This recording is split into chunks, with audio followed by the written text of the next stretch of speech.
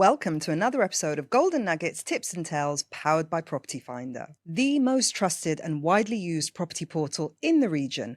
With 10 million home seekers and industry professionals connecting every month, trust is the currency of this business. And behind the 700,000 listings on the platform, there's 700,000 tales of how someone earned that trust.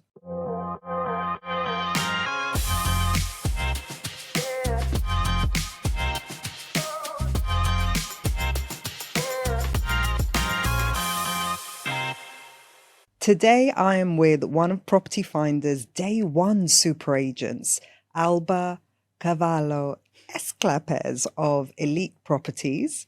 And we're going to have a conversation about one of the most important currencies in real estate, which is trust. As a trusted super agent, what does trust mean to you when it comes to the business of brokering? I believe it comes down to being available and honest about anything that could come across any conversation with a potential client. It comes down also to reliability, for sure. And a lot of people just take it for granted nowadays, I would say. And let's be honest, like most real estate agents or the industry itself, real estate agents don't really have a great reputation for being the trustworthy profession, shall we say, because a lot of people might not understand that it's not a role, especially in this part of the world, where you get a basic salary. It's mostly commission-based, in fact, probably 99% commission-based. So if you don't close a deal, you're not going to be able to pay your rent. So everyone is extremely money motivated, but it doesn't have to come at the expense of integrity, transparency, and honesty. So what is it that you think agents in general need to stop doing in order to build that trust with clients? I think they should stop over-promising and just stop selling the hype and be more thorough with their research and more honest with what they pitch.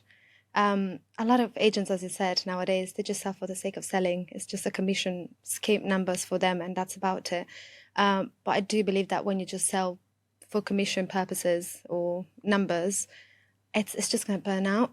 It's not going to be like a long-lasting... It's not sustainable. No, definitely not. It's not a long-lasting business scheme, in my opinion. And a lot of people take that really for granted. They just want to have that deal closed at the end because they might have to just match some KPIs or whatever it could be. And then they end up having to face the clients with a bad investment, if we want to call it so. And that ruins a bit the image for the rest of agents in the market, for sure, as well, yeah. And there is that stat that, well, it's a global stat, 86% will fail or quit within their first year. So it's something that they're not doing right in that first year. What do you think that could be?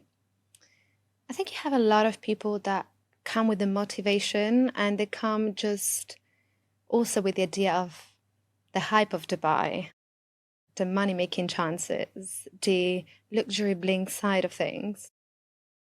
But it is a job, and it is a 24/7, fully committed, hard job. I go on holidays and my phone's up with me 24/7. I don't think I have an actual leave since I started my career in real estate. And a lot of people just really do take that for granted. They don't realize of the importance of their commitment to it being as well. So you have a lot of newbies that don't even know the city, come try to learn their first bits here and there, overpromise things over the phone to clients that they don't even know, or they haven't even tried to get to know, because they're just after numbers, and you don't see results that way. And that's when they start burning their savings and they can't actually continue being part of the business, for sure, yeah. And there is a lot of educational tools out there. I mean, there's Property Finder has PF Academy, which is online courses. You've got quite a lot of real estate podcasts out at the moment. YouTube, you can learn internationally from real estate agents. How do you keep yourself personally developed and educated? We're actually very lucky to have all those tools available nowadays, I would say. Having access to the academy, as you mentioned, with Property Finder, definitely helps you to understand better how to get your lead conversion to clients, how to understand better the market as well, how to strategize your pitches as well. So it is a massive help, especially for somebody starting in the business. Keeping yourself updated with podcasts, with news. Social media is full of real estate news nowadays, especially here in Dubai. We know how our market is at the moment, and it's just a matter of like you actually intentionally wanting to. We have busy schedules, but what I do every other evening is sit down, get through transactions of the day, what's been happening globally as well to compare with the market, so I can have some comparisons to give my clients as well. And it's just a learning game. You'd never stop. It's a daily learning process. And even when you're meeting clients, you're having conversations with them, they don't all have to be real estate conversations. It's good for you to be able to have a discussion on, general news or world economics or politics or whatever it may be. So keeping your finger firmly on the pulse. What else do you think attributes to you coming across as a trustworthy agent? I think I'm probably one of the few agents still nowadays that tries to push for a face-to-face coffee, even if it's not going to bring business out of it. WhatsApp conversations, phone conversations, I find them very impersonal. I'm very chatty, I'm very social, even though, as I said, I'm a bit shy. But I do like to get to know better the person that I'm dealing with. And I think that makes a big difference as well when it comes then to retain that trust with your client, or it could be another agent or colleague as well.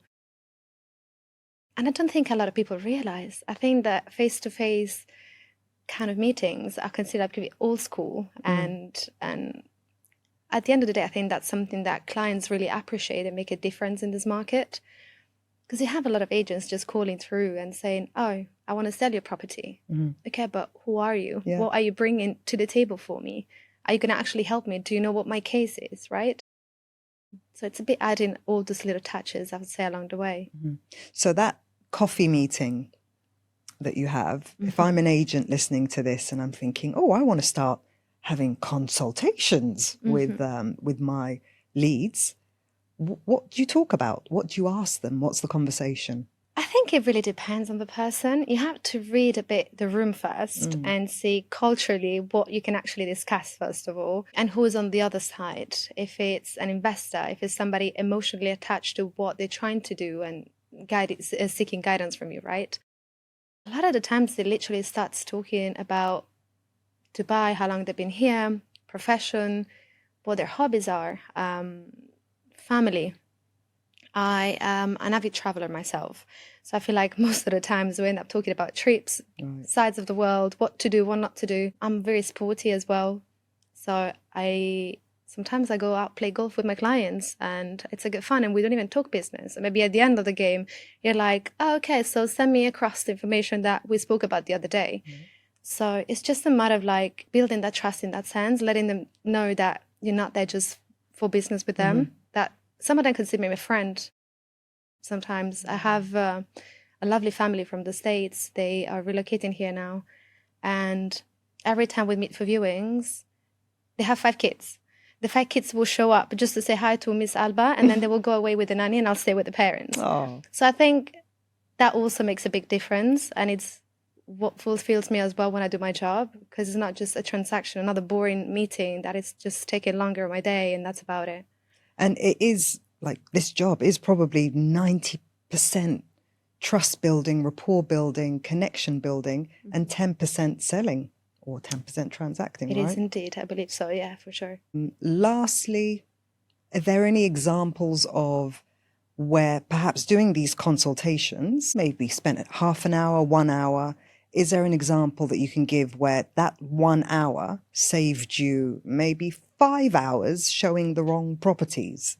For sure. I think a lot of people that start getting in the market don't really know what they want. They're lost. And that's perfectly fine. None of us know what we want, right? Especially when you're about to do such a big investment. It could be personal or not personal, but once you sit down with them and you explain a bit things and you give your input on areas, community, developers, you name it, I think they start narrowing down also their own opinions that they had made just by reading through the noise that is online, because there is a lot of noise as well. And I feel they get also more comfortable on talking face to face and giving you maybe numbers of what the budgets are or what the financial situation is. Whereas over the phone, I feel like they're all more hesitant to disclose as much upfront, right? So it could even be that difference between, let's say, over the phone, they told you their budget was 3 million. But when you meet them, they actually have a bigger budget. Yeah. And that's happened so many times. How much difference? Like, how much more do they pull out of their pocket? I had one that was literally 4 times bigger than what they initially asked me for. 4x the original budget. There you go. Okay, so that's worth a coffee or two.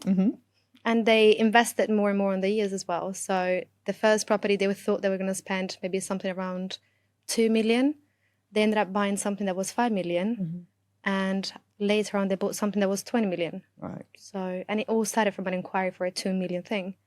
So you never know. You might have, I think a lot of agents think that you have those small leads that don't mean anything or it's not worth the effort. But if you actually speak with the person, you'll be surprised. Right. So do not underestimate the power of a lead. For sure. No. And start having coffee with your clients. Okay. Thank you very much for that. I hope you enjoyed that episode and all those tips and tales. Catch the next episode. And while you're at it, why not binge the whole season?